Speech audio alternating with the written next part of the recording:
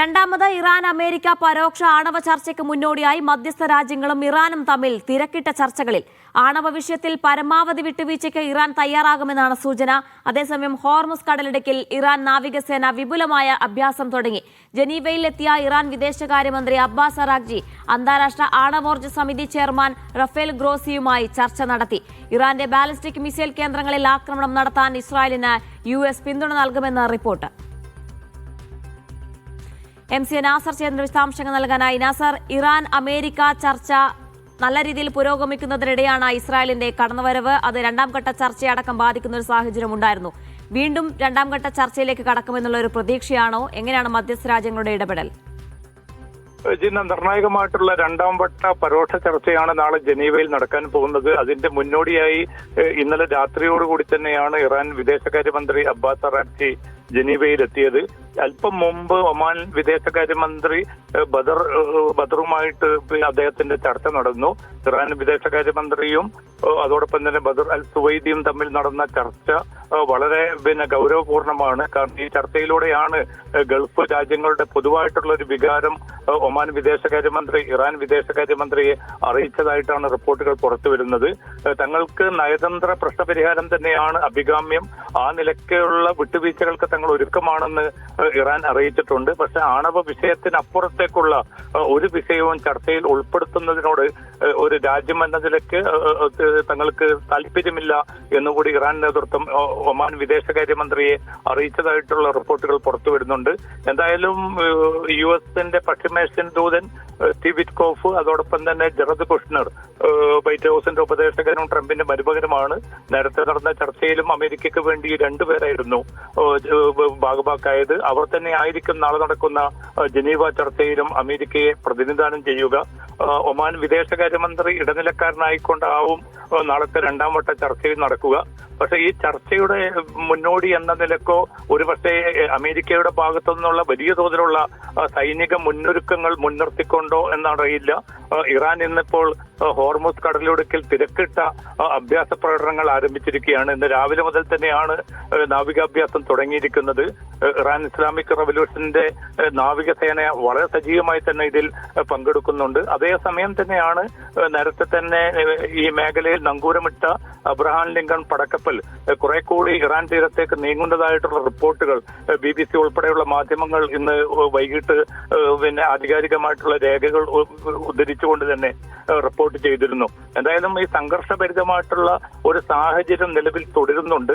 കാരണം വലിയ തോതിലുള്ള ഒരുക്കങ്ങളാണ് അമേരിക്കയുടെ ഭാഗത്തു നിന്നും പിന്നിട്ട ദിവസങ്ങളിലൊക്കെ തുടരുന്നത്. രണ്ടാമത്തെ മറ്റൊരു പടക്കപ്പലായിട്ടുള്ള ഏത് സമയം ചർച്ചകൾ ഒരു വശത്ത് നടക്കുമ്പോഴും ഏത് സമയവും US ഭാഗത്തുനിന്നും ഒരു ആക്രമണം ഉണ്ടാകാനുള്ള സാധ്യത ഇറാൻ തള്ളിക്കളയുന്നില്ല. അതുകൊണ്ടാണ് അത്തരത്തിലുള്ള സൈനിക അഭ്യാസത്തിനടക്കം അവർ മുതിരുന്നത് എന്നാണ് മനസ്സിലാക്കുന്നത്, അല്ലേ? ജിന, തീർച്ചയായിട്ടും. കാരണം നേരത്തെയും ഇതേപോലെ തന്നെ ആയിരുന്നു ഒരു ഭാഗത്ത് നയതന്ത്ര ചർച്ചകൾക്ക് അവസരമൊരുക്കുക, അതേസമയം തന്നെ സൈനികമായിട്ടുള്ള ഒരു പിരിമുറുക്കം നിലനിർത്തുക. ഇത് നേരത്തെ മുതൽ തന്നെ അമേരിക്ക കൈക്കൊള്ളുന്ന രീതിയാണ്. അതുകൊണ്ട് ഏത് നിലയ്ക്കുള്ള സാഹചര്യം വന്നാലും അതിനെ നേരിടാൻ തങ്ങൾ തയ്യാറാണ് എന്ന അർത്ഥത്തിലാണ് ഇപ്പോൾ ഇറാനും തങ്ങളുടേതായിട്ടുള്ള സൈനിക നീക്കങ്ങളും മുന്നൊരുക്കങ്ങളും മുന്നോട്ട് കൊണ്ടുപോകുന്നത്. അതിനിടെയാണ് ഇപ്പോൾ ഇന്നലെയും മെനിയാതുമായി വിവിധ റിപ്പോർട്ടുകൾ പുറത്തു വരുന്നുണ്ട്. പ്രത്യേകിച്ച് ഈ ബാലിസ്റ്റിക് മിസൈലുമായി ബന്ധപ്പെട്ട് ഇസ്രായേൽ പ്രധാനമന്ത്രി നെതന്യാഹു ഇന്നലെ ഒരു അഭിപ്രായം പങ്കുവച്ചിരുന്നു. കാരണം ആണവ കരാറുമായി ബന്ധപ്പെട്ട വിഷയം അമേരിക്ക തന്നെ തീർത്തുകൊള്ളും. പക്ഷേ ബാലിസ്റ്റിക് മിസൈലിന്റെ കാര്യത്തിൽ അത് 300 കിലോമീറ്ററിൽ അധികം പ്രഹരശേഷിയുള്ള മിസൈലുകൾ കൈവശം വെക്കാൻ ഇറാൻ ഒരു നിലക്കും അനുവദിക്കുകയില്ല. അതിനെ അതിശക്തമായി തന്നെ തങ്ങൾ നേരിടുമെന്ന് നെതന്യാഹു മുന്നറിയിപ്പ് നൽകിയിരുന്നു. അതുമാത്രമല്ല, ഇത്തരമൊരു നീക്കം ഇസ്രായേൽ നടത്തുകയാണെങ്കിൽ അതിന് പൂർണ്ണ പിന്തുണ ട്രംപ് വാഗ്ദാനം ചെയ്തതായിട്ടുള്ള റിപ്പോർട്ടുകളും അമേരിക്കൻ മാധ്യമങ്ങൾ ഇസ്രായേലിന് പൂർണ്ണ പിന്തുണ ഇത്തരത്തിൽ ട്രംപ് വാഗ്ദാനം ചെയ്യുമ്പോൾ അത് ഈ വരാനിരിക്കുന്ന അല്ലെങ്കിൽ നടക്കാനിരിക്കുന്ന ചർച്ച ഏതെങ്കിലും തരത്തിൽ ബാധിക്കാനുള്ള സാധ്യതയുണ്ടോ? ഇത് സമ്മർദ്ദം രൂപപ്പെടുത്തുക എന്നതാണ് ഇപ്പോൾ പ്രധാനമായിട്ടും അമേരിക്ക ലക്ഷ്യമിടുന്നത്. പരമാവധി സൈനിക സമ്മർദ്ദം മുന്നോട്ട് കൊണ്ടുപോവുകയും അങ്ങനെ പൂർണ്ണമായിട്ടും ഈ ആണവ പദ്ധതി ഉപേക്ഷിക്കാൻ ഇറാനെ പ്രേരിപ്പിക്കുക എന്നതാണ് ഇപ്പോൾ പ്രകടമായി തന്നെ അമേരിക്ക മുന്നിൽ കാണുന്നത്. അതിന്റെ ഭാഗമായിട്ടാണ് ഇത്തരം നീക്കങ്ങൾ. യുറേനിയം സമ്പുഷ്ടീകരണത്തിന്റെ തോത് കുറയ്ക്കാൻ ഉപരോധം പിൻവലിക്കുകയാണെങ്കിൽ അത്തരമൊരു തോത് പരമാവധി കുറയ്ക്കാൻ ഇറാൻ സന്നദ്ധത അറിയിച്ചിട്ടുണ്ട്. ഏതാണ്ട് ഒമാൻ വിദേശകാര്യമന്ത്രിയുമായി നടന്ന ചർച്ചയിലും ഇതേ നിർദ്ദേശമാണ് ഇറാൻ വിദേശകാര്യമന്ത്രി അബ്ബാസ് അറാഗ്ചി മുന്നോട്ട് വെച്ചതെന്നാണ് റിപ്പോർട്ടുകൾ സൂചിപ്പിക്കുന്നത്. പക്ഷേ ഇത് പൂർണ്ണമായിട്ടും ഈ യുറേനിയം സമ്പുഷ്ടീകരണം പൂർണ്ണമായിട്ടും നിർത്തിവെക്കുക, അതോടൊപ്പം തന്നെ ഈ സമ്പുഷ്ടീകരിച്ച യുറേനിയം ഇറാന് പുറത്തേക്ക് മാറ്റാനുള്ളൊരു വിധേയപ്പെടുക, അതിനും ഇറാൻ അനുമതി നൽകേണ്ടി വരും. പക്ഷേ ഇത് തങ്ങളുടെ രാജ്യ താല്പര്യത്തിന് വിരുദ്ധമാണ്. അതൊരിക്കലും തന്നെ അത്തരമൊരു വിട്ടുവീഴ്ചകളിലേക്ക് പോകാനാകില്ല എന്നാണ് മധ്യസ്ഥ രാജ്യങ്ങളെ ഇറാൻ അറിയിച്ചതെന്നാണ് റിപ്പോർട്ടുകളിൽ നിന്ന് മനസ്സിലാക്കാൻ സാധിക്കുന്നത്. എന്തായാലും നാളെ നടക്കുന്ന ചർച്ചയ്ക്ക് മുന്നോടിയായിട്ട് അന്താരാഷ്ട്ര ആണവോർജ സമിതി മേധാവിയുമായിട്ടും ഇന്ന് ഇറാൻ വിദേശകാര്യമന്ത്രി ചർച്ച നടത്തിയിരുന്നു.